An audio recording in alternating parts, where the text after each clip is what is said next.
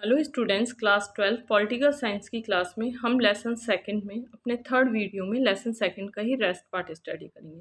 हमारा टॉपिक है the communist party of India. तो सबसे फर्स्टली है, in the early 1920s communist group emerged in different parts of India, taking inspiration from the Bolshevik Revolution in Russia। तो सबसे पहले Russia में वॉल्शेविक revolution 1920s में हुई थी। इसमें बहुत सारे ग्रुप्स थे जिन्होंने रशियन रेवोल्यूशन, जिसे हम वॉल्शेविक रेवोल्यूशन भी कहते हैं, उससे इंस्पायर्ड होकर इंडिया में कम्युनिस्ट पार्टी का फॉर्मेशन किया था 1920s में। फिर है हमारा from 1935 the communist worked mainly from with in the fold of the Indian national Congress. लेकिन 1935 तक कांग्रेस की जो इंडियन नेशनल कांग्रेस थी, उसके फ्रेमवर्क में ही कम्युनिस्ट ने पार्ट लिया था, इट मीन्स वर्क किया था। फिर नेक्स्ट हमारा पॉइंट आ जाता है, सून आफ्टर इंडिपेंडेंस, लेकिन इंडिया इंडिपेंडेंस हुआ, the party thought that the transfer of power in 1947 was not true independent and the increase violent upswing of Telangana. फिर नेक्स्ट हमारा पॉइंट आ जाता है, in the first general election हुए थे, CPI communist party of India won 16 seat. उसमें communist party of India ने 16 seat पे विक्ट्री गेन की थी, emerged as a largest opposition party, और अपोजिशन में एक लार्जेस्ट पार्टी का फॉर्मेशन हुआ था, communist party of India. The party support was more concentrated in Andhra Pradesh. जो CPI थी, communist party of India, Andhra Pradesh में ज़्यादा फैली हुई थी, एंड वेस्ट बंगाल में थी इसकी पावर, बिहार और केरला में थी।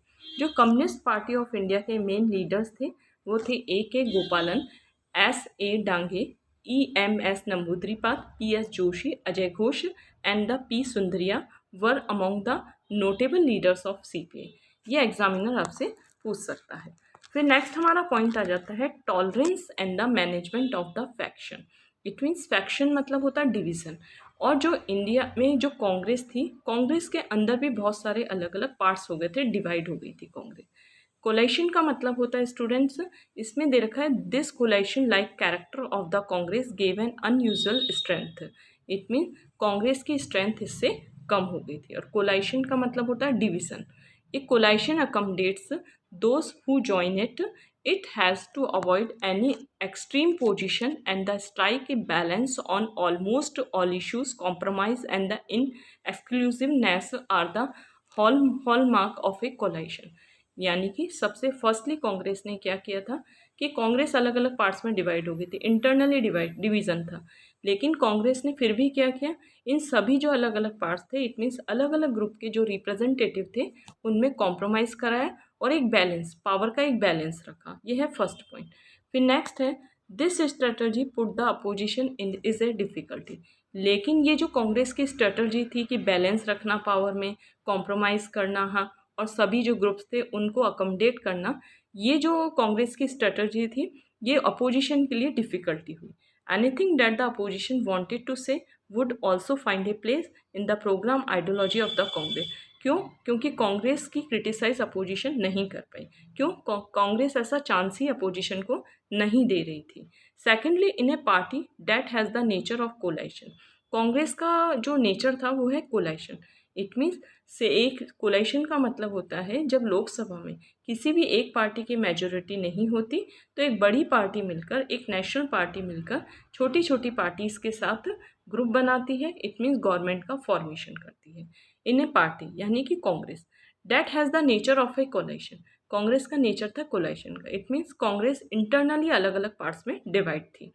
There is a greater tolerance of internal difference and the ambition of various groups and leaders accommodate. लेकिन इसके बाद भी अलग अलग टाइप से इन सभी डिवीज़न था, उन सभी डिवीज़न को इक्वली बिहेव किया गया, और जो इंटरनल डिफरेंसेस थे जो कांग्रेस में, उसे कम किया गया, और अलग अलग ग्रुप के जो एम्बिशियस ऑब्जेक्ट्स थे उनको पूरा किया गया। Congress did both these things during the freedom struggle and continue doing this even after independence. Congress अपनी ये स्ट्रेटजी, इट मीन सभी ग्रुप्स के डिफरेंसेस को कम करना प्लस अलग अलग ग्रुप्स के ऑब्जेक्ट्स को पूरा करना, ये स्ट्रेटजी कांग्रेस इंडिपेंडेंस तक फॉलो करती रही। That's why even if a group was not happy with the position of the party और with its share of power. यही रीज़न ऐसा था कि कोई भी ग्रुप कांग्रेस की पावरफुल होने से खुश नहीं था, जेलस फील करता था, और लेकिन इसलिए कांग्रेस के साथ ही पावर को शेयर कर रहा था, क्योंकि कांग्रेस एक स्ट्रॉन्ग पार्टी अरोज होके आ रही थी। फिर अब हम पढ़ते हैं भारतीय जनसंघ। तो सबसे पहले भारतीय जनसंघ वॉज फॉर्म्ड इन 1951। भारतीय जनसंघ का फॉर्मेशन हुआ था 1951 में। किसने किया था? फाउंडर कौन थे? श्यामा प्रसाद मुखर्जी। द राष्ट्रीय Swayamsevak Sangh RSS and the Hindu Mahasabha before independence, और है यहाँ से it's lineage however can be traced back. इसका मतलब था भारतीय जनसंघ पहले 2 पार्ट्स में डिवाइड था। 2 पार्ट्स कौन से थे? राष्ट्रीय स्वयंसेवक संघ प्लस हिंदू महासभा। नेक्स्ट हमारा आ जाता है इट एम्फेसाइज, इट मीन्स भारतीय जनसंघ की आइडियोलॉजी क्या थी? एक कल्चर होना, इट मीन्स पूरे इंडिया को इसने यूनाइट फॉर्म में डिस्क्राइब किया था। वन पार्ट, पूरी कंट्री एक है, प्लस उसका कल्चर एक है, प्लस एक नेशन है। Believe that the country could became modern and the progressive and strong on the basis of Indian culture and the tradition. जो भारतीय जनसंघ का मानना था कि अगर इंडिया एक हो जाए, अगर इंडिया का कल्चर एक हो, अगर इंडिया का ट्रेडिशन हो एक हो, तो इंडिया को डेवलप होने से कोई नहीं रोक सकता।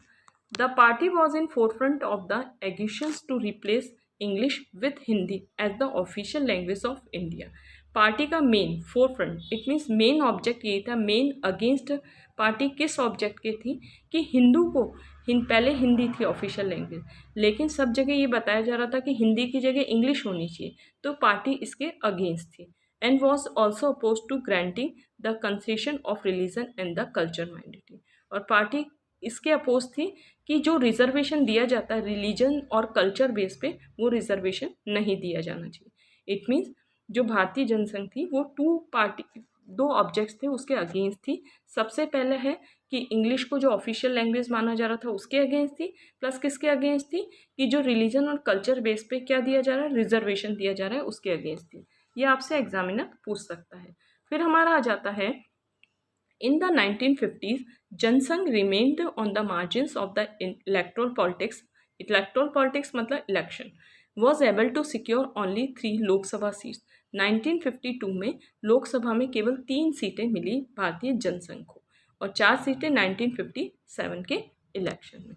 अब हमारा टॉपिक आ जाता है Deendayal Upadhyaya, full time RSS worker since founder member of the Bharatiya Jansangh. Deendayal Upadhyaya Bharatiya Jansangh के फाउंडर मेंबर थे। इट मीन्स फाउंड भी किया था और मेंबर भी थे। फिर नेक्स्ट हमारा आ जाता है स्वतंत्र पार्टी। स्वतंत्र party it means independence party. स्वतंत्र पार्टी वॉज फॉर्म्ड इन अगस्त 1959। स्वतंत्र पार्टी का फॉर्मेशन हुआ था अगस्त 1959 में, after the Nagpur resolution of the Congress. Nagpur में जो सेशन हुआ था कांग्रेस का, उसके बाद, which called for land sealing and takeover for food grain trade by the state and adoption to the cooperative farming। ये जो नागपुर सेशन हुआ था, स्वतंत्र पार्टी थी, इसका मेन ऑब्जेक्ट था कि ऐसी फार्मिंग की जाए कि सभी मिलजुल कर कोऑपरेटिव फार्मिंग पे इसमें जोर दिया गया। The party was led by old congressman. Party के लीडर थे राजगोपालाचार्य, के.एम. मुंशी, एन.जी. रंगा एंड द मिन्नो मसानी। और नेक्स्ट हमारा आ जाता है the Swatantra party wanted, it means स्वतंत्र पार्टी की मेन आइडियोलॉजी क्या थी? Less and less involve in controlling the economy, कि हमारी इकोनॉमिकल कंडीशन में किसी का भी इंटरफेरेंस नहीं होना चाहिए। It believed that prosperity could came only through individual freedom. जो स्वतंत्र पार्टी थी उसका मानना था कि अगर इंडिया में प्रॉस्पेरिटी आ सकती है तो वो केवल इंडिविजुअल फ्रीडम के बेस पे ही आ सकती है। It was critical of the development strategy of the state intervention. Simple सी बात है, स्वतंत्र पार्टी किसके अगेंस्ट थी? कि स्टेट के इंटरवेंशन के, इट मीन्स स्टेट के इंटरफेयर के अगेंस्ट थी, प्लस इंडिविजुअल फ्रीडम के फेवर में थी। In the economy, centralise planning, nationalism and the nationalisation and the public sector. और किसके अगेंस्ट थी? इकोनॉमी में centralise planning, it mean centralise planning का मतलब है एक ऐसी प्लानिंग जो केवल किसको फेवर करती है? प्रॉस्पिरियस पीपल्स को ही फेवर करती है। फिर नेक्स्ट हमारा आ जाता है if was critical policy of the non alignment and the maintaining friendly relation with the Soviet Union and advocate closer ties the United State. जो स्वतंत्र पार्टी थी वो किसको फेवर करती थी? सोवियत यूनियन को। फिर नेक्स्ट हमारा आ जाता है C Rajagopalachari. A senior leader of Congress and literary writer close associated of Mahatma Gandhi. C Rajagopalachari Mahatma Gandhi के बहुत क्लोजर थे। First Indian to be the governor general of India, very IMP। First governor general थे जब इंडिया इंडिपेंडेंट हुआ था। उसके बाद में फर्स्ट गवर्नर जनरल कौन थे? सी राजगोपालाचार्य। 1948 से लेकर 1950 के बीच में ये फर्स्ट गवर्नर जनरल रहे थे। Minister in the union cabinet और स्टेट कंट्री लेवल पे जो कैबिनेट बनी थी उसके मिनिस्टर थे। Latent become the chief minister of Madras. बाद में सी राजगोपालाचार्य मद्रास स्टेट के चीफ मिनिस्टर बने। First recipient of the Bharat Ratna, सबसे पहले सी राजगोपालाचार्य को भारत रत्न अवार्ड से रिवॉर्ड मिला था। Founder of the Swatantra party, और ये स्वतंत्र पार्टी के फाउंडर भी थे। फिर नेक्स्ट हमारा आ जाता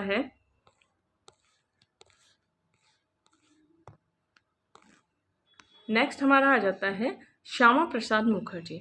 Shyama Prasad Mukherjee leader of the Hindu Mahasabha, Hindu Mahasabha के लीडर थे और भारतीय जनसंघ के फाउंडर थे and minister in Nehru's first cabinet. India independent हुआ था, उसमें नेहरू की जो कैबिनेट का फॉर्मेशन हुआ था, इट मीन्स नेहरू जो प्राइम मिनिस्टर थे उस टाइम में श्यामा प्रसाद मुखर्जी वहाँ पे मिनिस्टर थे। फिर हमारा आ जाता है फर्स्ट। फिर नेक्स्ट पॉइंट एक बार बैक से मैं आपको वापस समझा देती हूँ। In the earlier years, there was a lot of mutual respect between the leaders of Congress, those of the opposition, the interim government that ruled the country after the declaration of independence. The first general election including opposition leader like Dr. Ambedkar, Shyama Prasad Mukherjee in the cabinet.